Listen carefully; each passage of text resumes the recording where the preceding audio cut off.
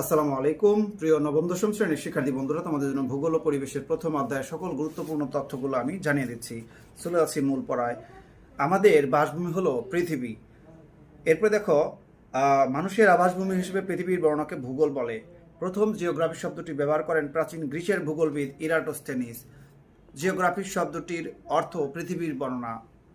এটা কিন্তু একটা ইংরেজি শব্দ। মানুষের আবাসভূমি হিসেবে পৃথিবীর বর্ণনাকে ভূগোল বলে, এটা বলছে অধ্যাপক ম্যাকনি। পৃথিবী ও এর অধিবাসীদের বর্ণাই হলো ভূগোল, বলেছে অধ্যাপক ডার্ডি স্ট্যাম। ভূগোলকে পৃথিবীর বিজ্ঞান বলেছেন অধ্যাপক কার্ল রিটার। পৃথিবী পৃষ্ঠের পরিবর্তনশীল বৈশিষ্ট্যের যথাযথ যুক্তিসঙ্গত ও সুবিন্যস্ত বিবরণের সঙ্গে সংশ্লিষ্ট বিষয় হল ভূগোল, সংজ্ঞাটি দিয়েছেন বা বলেছেন রিচার্ড হাডসন। যুক্তরাষ্ট্রের ওয়াশিংটন ডিসির বিজ্ঞান একাডেমি 1965 সালে ভূগোলে একটি সংজ্ঞা দিয়েছে। মানুষ ও পরিবেশের মধ্যে একটি সম্পর্ক রয়েছে, এটা হলো মিথস্ক্রিয়ার সম্পর্ক।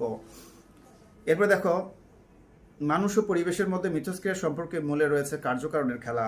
প্রকৃতির সকল দান মিলেমিশে তৈরি হয় পরিবেশ। জীব সম্প্রদায়ের পারিপার্শ্বিক জৈব প্রাকৃতিক অবস্থাই হলো পরিবেশ।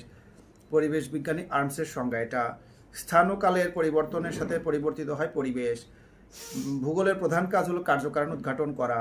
জীব সম্প্রদায়ের পারিপার্শ্বিক জৈব প্রাকৃতিক অবস্থাকে পরিবেশ বলে, এই সংজ্ঞাটি হলো পরিবেশ বিজ্ঞানী আর্মসের। নগরের উৎপত্তি, বিকাশ ও নগরের শ্রেণীবিভাগ নিয়ে আলোচনা করে নগর ভূগোল। প্রকৃতির জড় ও জীব উপাদান নিয়ে গঠিত হয় প্রাকৃতিক পরিবেশ। প্রকৃতির জড় ও জীব উপাদান নিয়ে গঠিত হয় প্রাকৃতিক পরিবেশ। মানুষের তৈরি পরিবেশ হল সামাজিক পরিবেশ। এরপরে দেখো, পরিবেশের উপাদান দুটি। পরিবেশের প্রকার দুই প্রকার। প্রকৃতির জড় ও জীব উপাদান নিয়ে যে পরিবেশ গঠিত হয় তাকে বলে প্রাকৃতিক পরিবেশ। মানুষের তৈরি পরিবেশ হলো সামাজিক পরিবেশ। প্রাকৃতিক পরিবেশে রয়েছে জীব ও জড় উপাদান। পশুপালন, কৃষিকাজ, ব্যবসা বাণিজ্য পরিচালনা, বনজ সম্পদ, খনিজ সম্পদ সংগ্রহ, এগুলো সব কিন্তু এই অর্থনীতি ভূগোলের অন্তর্ভুক্ত। মানুষের তৈরি পরিবেশ হলো সামাজিক পরিবেশ। শিক্ষার্থী বন্ধুরা, অনেক তথ্য তোমাদেরকে জানিয়ে দিলাম। অবশ্যই এই তথ্যগুলো তোমরা মুখস্থ করে ফেলবে।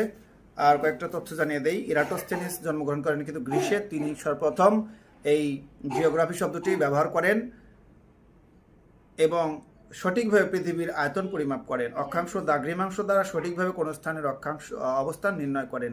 পৃথিবীর মানচিত্র অঙ্কন করেন তিনি। তাকে কিন্তু ভূগোলের জনক বলা হয়। অবশ্যই তোমরা এই তথ্যগুলো মনে রাখবে। আর আলেকজান্ডার ফন হামবোল্ট কিন্তু জার্মানিতে জন্মগ্রহণ করেন।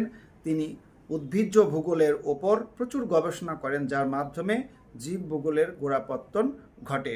যাই হোক, সবাই ভালো থাকবে, সুস্থ থাকবে। আল্লাহ হাফেজ।